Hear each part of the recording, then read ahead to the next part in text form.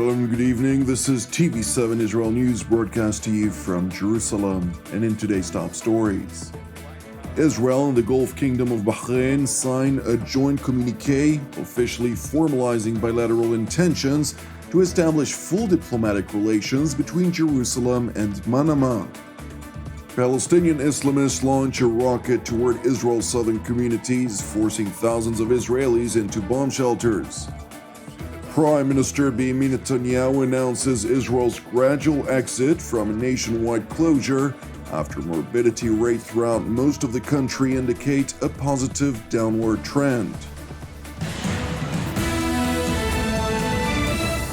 Israel and the Gulf Kingdom of Bahrain signed a joint communique officially formalizing bilateral intentions to establish full diplomatic relations between Jerusalem and Manama. Senior American and Israeli delegations, headed respectively by U.S. Secretary of the Treasury Steven Mnuchin and Israeli National Security Advisor Meir Ben-Shabbat, traveled for a one-day visit to Bahrain yesterday, prior to which U.S. Ambassador to Israel David Friedman proclaimed that the latest of U.S.-brokered peace-building efforts is, in effect, bringing the Bible back to life. We're here in the land of Abraham to take the next step on the Abraham Accords. As you all know, Abraham gave birth to two great nations, many nations, but the Jewish nation and the Arab nation. Those nations were rivals, but as we all know from the book of Genesis, they reconciled some 3,500 years ago. Today, we're bringing the Bible back to life. The children of Isaac and the children of Ishmael are reconciling once again in this holy land and in Bahrain and in the United Arab Emirates as well. The senior delegations went on to board El Al Flight 973, which is part of an El Al 737 fleet equipped with the Sea Music anti-missile system, as the Israeli airliner made its way over Jordanian and Saudi airspace to the capital of Bahrain, where the kingdom's top diplomat warmly welcomed Israeli and American dignitaries upon their anticipated arrival.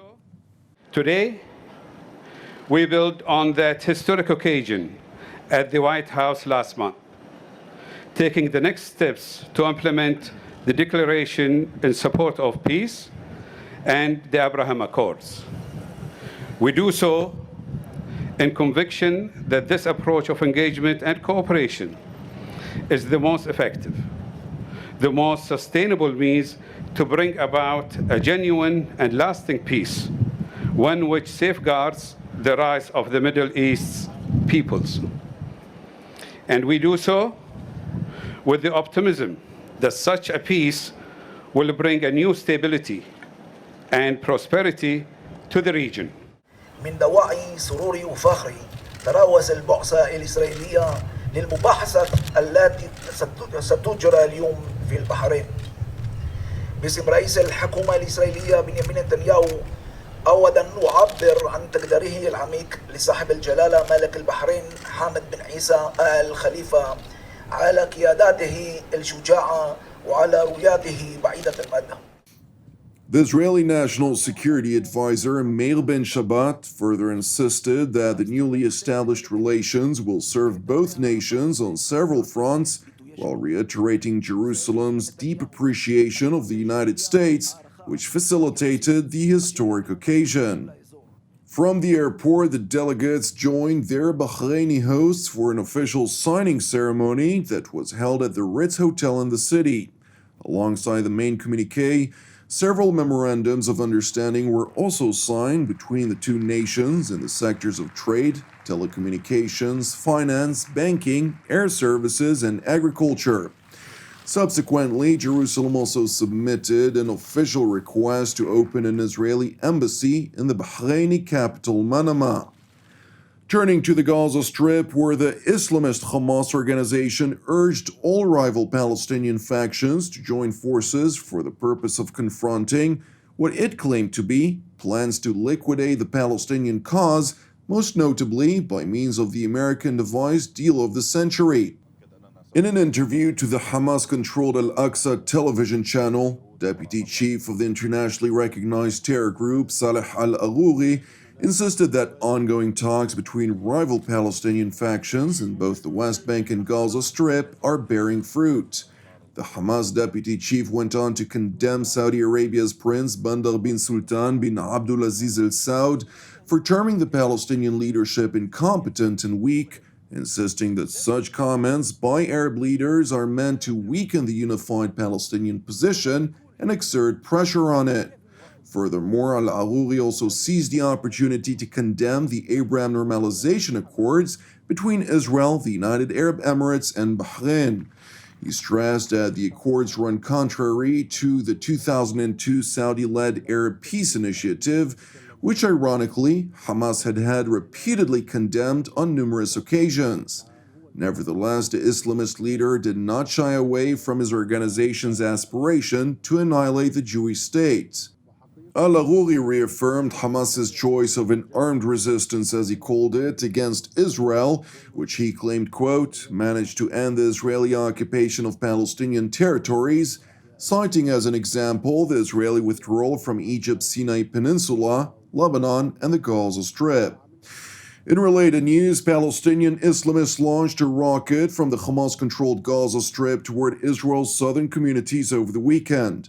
Rocket alert sirens sounded in the Israeli border community of Netiva Asara, forcing its residents to rush into bomb shelters within the IDF Homefront Command's instructed 15 seconds.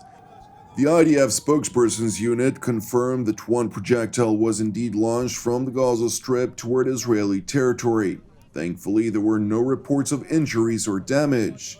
The IDF further confirmed to TV7 that no retaliatory response was conducted and stopped short from providing additional information.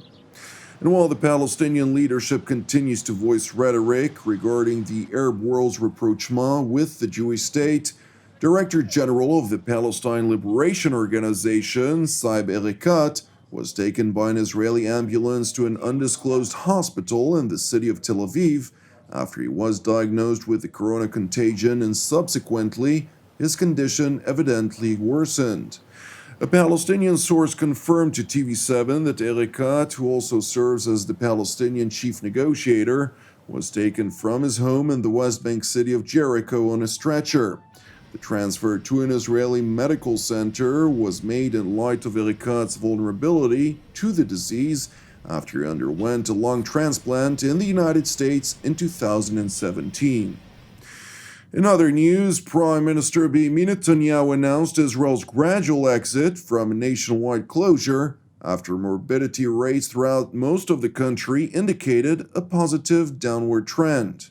Speaking from the central Israeli town of Bet Dagan, the Israeli premier emphasized the need for compliance to the government-enacted measures, including from less adherent communities, namely the ultra-Orthodox public. אנחנו במאמץ גדול מאוד להמשיך את ההצלחה הגדולה של הסגר. אנחנו רוצים את כיבוד הכללים ברחבי הארץ. אני ער לכך שיש לנו עדיין אתגר גדול. קודם כל, אנחנו צריכים למנוע את הזליגה של התחלואה מהערים האדומות. לא נשארו הרבה, מספרם ירד, וזה דווקא כתוצאה מזה שכן כיבדו את הכללים. ועכשיו אני קורא לכל ראשי הציבור, בציבור החרדי, לקיים את הכללים, לדאוג שהם יכובדו, אבל בכל מקרה נצטרך לעשות גם אכיפה, הגברת אכיפה, כולל להבטיח שהסגרים הם מהודקים, וגם בתוך הערים אנחנו ניתן קנסות ככל שהדבר נדרש. אני הייתי שמח שהדבר הזה יעשה בהידברות, בהבנה הדדית, כי המטרה שלנו היא לדאוג לכל אזרחי ישראל, לכולם, בלי יוצא מן הכלל. ולכך אנחנו צריכים גם אכיפה וגם הסכמה. גם משמעת וגם את העבודה החשובה שהמשטרה עושה בתנאים קשים. אנחנו בעיקר מתמקדים בסגרים ובקנסות, יש עוד עבודה לעשות. הכי חשוב, שכולם יבינו שאנחנו פועלים למען הבריאות של כל אזרחי ישראל. It is important to know that several cities, towns, communities, and neighborhoods where morbidity continues to spread uncontrollably remain under police-enforced lockdown. All of the referred to areas under lockdown, including the cities of Bnei Brak, Beitar Elit, and Modi'in Elit, as well as several neighborhoods in Jerusalem and elsewhere, are all predominantly populated by the ultra-Orthodox sector.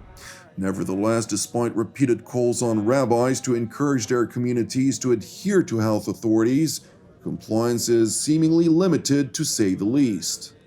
You could see hundreds of people already this morning. The minute they opened the doors here, people are coming, hundreds, and I believe in an hour, 2 hours, you could see thousands of people are waiting already for weeks to come and pray in this holy place. Although the corona, they had no choice. During the corona, people were at home, but now we believe that God will help us. As part of the first steps to reopen Israel from approximately 3 weeks lockdown, the government allowed some small businesses to reopen, as well as national parks, beaches, and kindergartens. Thank you for watching us. As part of TV7's prayer initiative, I would like to encourage you today to join myself and the team here in Jerusalem to lift up the Kingdom of Bahrain in prayer for its salvation and peace, in addition to our ongoing prayers, of course, for the peace of Jerusalem, the salvation of Israel, and for all those who are impacted by the corona contagion and its numerous ramifications worldwide. Separately, I would like to reiterate my deep appreciation for all of you who keep us in your prayers, as well as support TV7 Israel financially. Jonathan Hassan, wishing you a Shavua Tov u'Mevorach, and we will see you again tomorrow at the same time.